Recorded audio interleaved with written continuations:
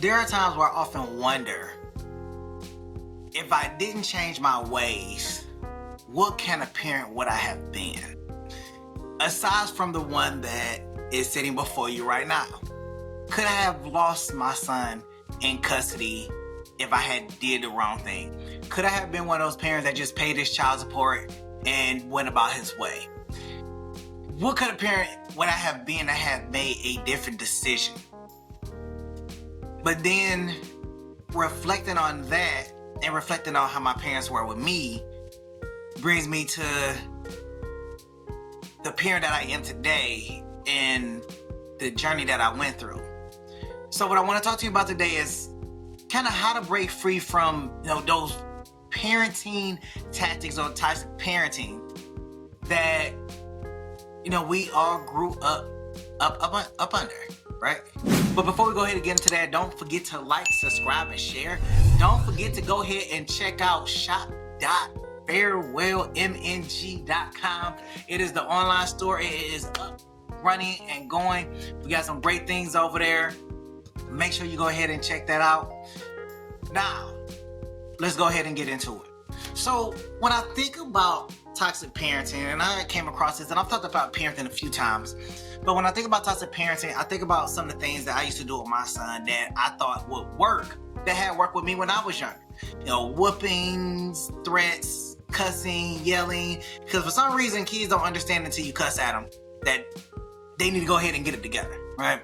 So I just want to kind of throw together some tips on how, we can just kind of avoid toxic parenting and not employ some of the same strategies that we did when we were younger, was happening to us when we were younger. And I know one of the big things that is out there is gentle parenting, where you do more talking to your kids and more understanding to your kids than you did when you were raised, okay? And our families are different, but let's go ahead and go over some of the things. So one of the things I want to say is reflect on your own childhood. And I do that from time to time because, as you know, or if you don't know, I was raised by my grandma and my auntie because my mom worked to go ahead and put food on the table. And she worked a lot. And it's not to say that me and my mom didn't have good times together or she wasn't there to kind of direct me and guide me through life, which she was. But majority of my memories, I kind of remember my grandma and my auntie kind of put me in my place whenever I did wrong, especially my grandmother. And the way my grandma kind of ruled was, sometimes there was a switch off a tree, and sometimes there was a conversation. Majority of the time it was a switch. And sometimes it was yelling. Definitely a lot of yelling. And I lived in a neighborhood where all the parents kind of knew each other, so it was kind of that time where, as they would say, a community raised me. It takes a community to raise a kid. So if I got in trouble down the street, a phone call went down to my grandma's house, and then I got in trouble down there too. And, that pretty much happened for the first 10 years of my life, was getting in trouble down here to go down here and get in trouble. Same thing for my friends. They get in trouble down here, they go home and get in trouble. Like, it really wasn't much we couldn't do without somebody already knowing that we were up to no good, doing things that we weren't supposed to do, especially if we ran over to another neighborhood. We ran over to another neighborhood or another block, then it was a whole thing there. Like, well, what was you doing over on this block over here? We were just walking. Well, you're not supposed to walk off you are not supposed to walk off this block. Okay, we didn't understand the dangers. We were very adventurous and exciting kids. And we wanted to explore the whole neighborhood regardless of what was going on, what was happening. And if we seen sirens and alarms, we definitely was running around the corner to find out what happened. Now, identifying some of your toxic behaviors or your patterns. And maybe you have that level of self-awareness where you know that you're doing something wrong and you need to change. And maybe you don't. And maybe some people have talked to you and, you're just in that type of mindset where you don't believe that you're doing anything wrong. And honestly, there's nothing wrong with it because we all still learning and growing. Parenting doesn't come with a manual. Trust me, I am still learning things today. I'm still learning things about my son. I'm learning new stuff about my son. Because remember, one thing I really want people to remember and parents to understand is if you're not homeschooling your child for those 6 to 8 hours that they are away from you, you don't know what they're really being taught. You don't know what they have learned or picked up from other kids from other households or how they're being treated. And they are changing. So when they get home, you're thinking, hey, this is the same person that I've dropped off. I understand them and I know them and everything. But there is an 8-hour block, that 6 to 8 hour block that you're not seeing them, that they're learning, growing, and developing their own personality that you may or may not be aware of. You could be raising a young psychopath and you don't even know it. You could be raising a scholar and a genius, but you would know it because people will recognize that. The little psychopath, you would know that too. But there's some traits in there that you may or not see. There's different levels to psychopaths. There's levels to that, right? Levels. So identifying the toxic patterns. Okay, so yelling and emotional outbursts. Now, I've done that. I've yelled at my son. I've had emotional outbursts because sometimes, I just ain't had the patience, especially with doing homework and we get to like mathematics and for some reason spelling. I don't understand. Like, you come up with all the tactics in the world for spelling and they still get it wrong. And I understand that's learning. I really do. But there is a level of frustration when you're trying to get them to spell words that are just like not the word, the letters don't match the words, like phone. They may put an F in front of it and not a PH. And it could literally just drive you crazy. You could be like, well, spell phone. And they like FON. And you sitting there like, it is literally right in front of you. Did you not see that PHON right there? It's literally in front of you. I don't know how you missed it. It's literally right there on the paper. It happens that way. But patience. You gotta have patience. Controlling through fear or guilt. Did that too. Threats. Because that goes along with yelling. So you got the threats and everything. Dismissing a child's emotions. Did that too. Yep. Definitely did that. Because I was raised, when my dad was there, I was raised through fear. So it was always like, I'll give you something to cry about, while you're crying and stuff like that. So you think that because it worked for you and you turned out well, that it'll work for your kids. But the thing is that you're dealing with a different generation. And, that child is part of you, but also part of somebody else and is going to receive and interpret things differently. So controlling through fear or guilt is probably not the best strategy. Or dismissing their feelings, because now you're making them feel like their feelings are not valid, and then this turns into childhood trauma that makes it different along the line. But you will always change all that around as they get older. It says relying on shame or comparison, inconsistency or neglect. Awareness is the first and most powerful step towards change. So so definitely you got to sit down and kind of think back to kind of like how this stuff is and everything, kind of just focus on these things. One of the things we definitely got that I had to learn is, regulating my emotions. Like I said, helping them with their homework, it just kind of drove me crazy. Like there's things now that my son does that just drive me crazy, but then I just realized that's I was like that when I was his age. I would tell him, like a few weeks ago, I told him, I was like, hey, go in the basement. I got some orange covers down there. Grab the orange covers. Goes in the basement, comes back up. There's no orange covers. Instead of cussing him out, I said, are you sure? There's orange covers in the basement.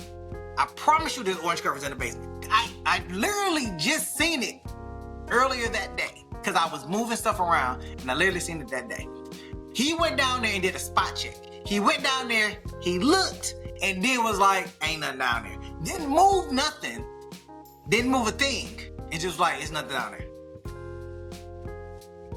Seriously. It's nothing down there. Got it.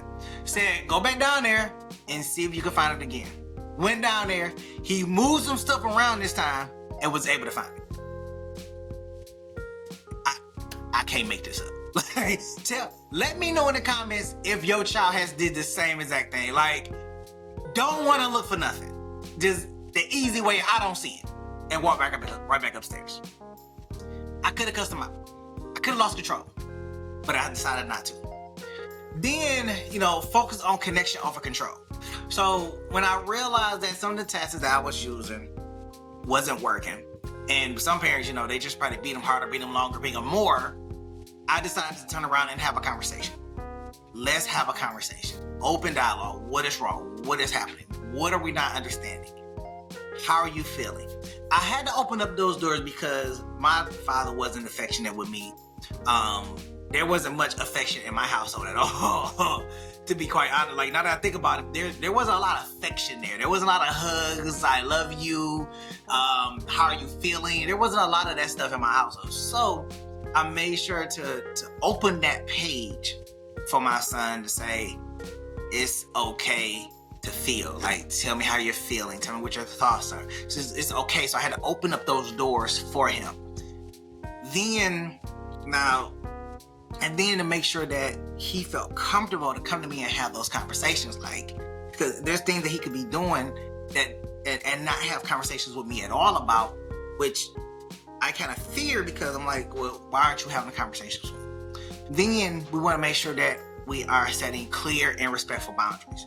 Now, I didn't say I didn't have boundaries when it came to my son. We just kind of had like open communication, kind of like everything was open. Now I did put one boundary in place that he didn't respect. So I always had the boundary of, don't come in my room without knocking.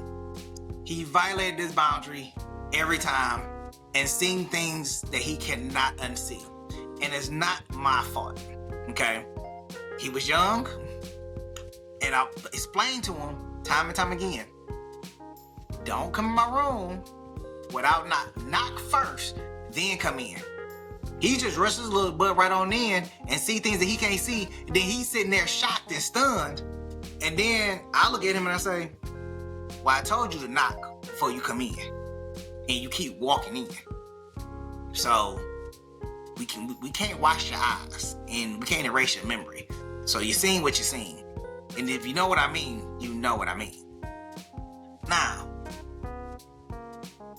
replace shame with guidance.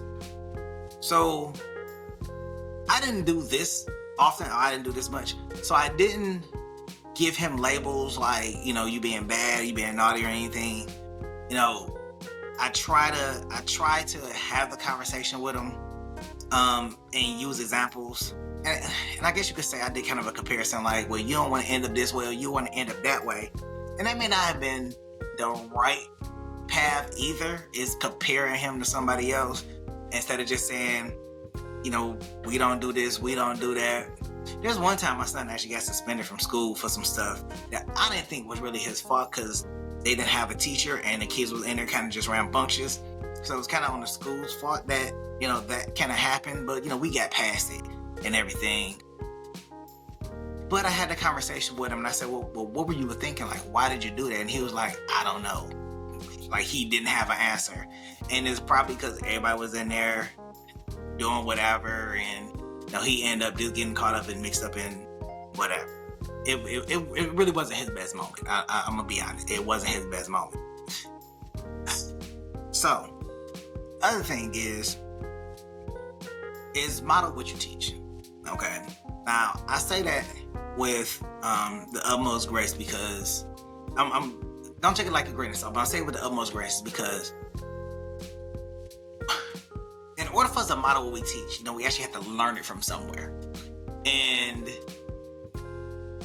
I try to be the role model that I would want to look up to when I was younger. So for my son, I try to be the role model that I want him to look up to. And in order for him to see me as a sufficient role model, he has to see my flaws. He has to see my mistakes. He has to see where I went wrong at and where I have improved and where I have made a difference. I don't believe in them only seeing the positive or the best part of you, because when they only see the positive or the best part of you, They think that you're perfect, you're flawless, and you can do no wrong. And I know this because my mom did it to me. But I seen the worst side. I seen some of the worst sides. Well, I seen the most, no, I ain't gonna say worse. I seen some of the most vulnerable sides of my mom. And I also see my mom's strength. I also see my mom's dedication. I also see my mom's hard work. I also see my mom's intelligence. I seen her efficiency. I seen all of that. What I didn't see was things on the back end that I wasn't aware of until I became an adult. And here I thought that my mom had things together, only to find out that I was wrong.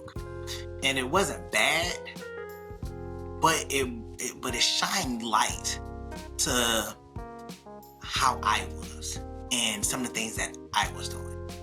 And when I seen it, I was like, oh, so that's where I get it from. And it kind of would have been great to kind of see where my mom was at, or where it started, and where it started to get worse, and where it started to get to where there was a point of no return, and then there was the remedy and the solution, and then there was the fall off again.